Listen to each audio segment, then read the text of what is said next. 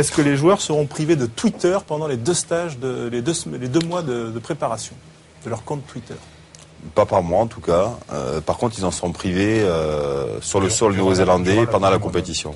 C'est une des règles de la Rugby World Cup. Les joueurs n'ont pas le droit de communiquer par ce biais. Je sais qu'on n'est pas au bistrot là. Ouais. Mais il y a un joueur du Super 15 qui a été suspendu par la SANZAR, la Fédération de l'Hémisphère Sud, parce qu'il avait tweeté sur les arbitres.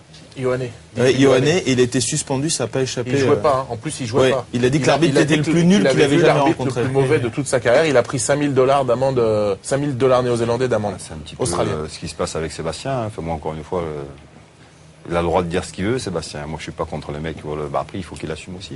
Juste Marc, s'il prenait plus qu'un joueur qui commet une agression dans un match de top 14, est-ce que ça vous semblerait injuste? C'est ma question. C'est ma question. Non, mais il faut citer les mecs quand même. Moi je suis pour sanctionner vraiment le jeu dur, volontaire des agressions. Mais oui, ça me dérangerait que Sébastien prenne beaucoup. C'est bien. Même si je suis pas forcément d'accord avec lui, mais il a le droit de s'exprimer et ça me dérangerait qu'il charge. Pour qu'il y ait un barème précis. En même temps, il était déjà remplaçant avec son club, ils l'ont encore... Voilà, il est peut-être qualifié avant les phases finales, on peut penser que ça va pénaliser son club, ça le pénalise lui aussi, en tout cas sur ses phases finales. Puis c'est la première fois que ça arrive. Tu peux pas jouer l'avocat? Tu peux pas jouer l'avocat de Sébastien? C'est pas son rôle. Je peux pas et...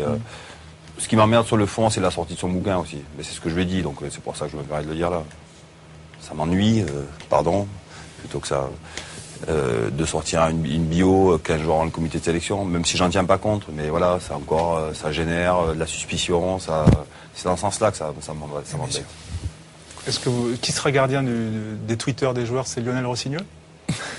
Je sais pas, ce sera pas moi en tout cas. Qui prend ses moulets, il paraît, pour la Coupe du Monde. C'est Thomas on a su ça. Lionel a toujours ses moulets. Attention, parce que j'ai lu que dans une interview de Bernard Porc, c'est Lionel Rossignol qui était à l'origine de la lettre de Guy Moquet, donc il faut faire attention. Voilà, bon, le salut.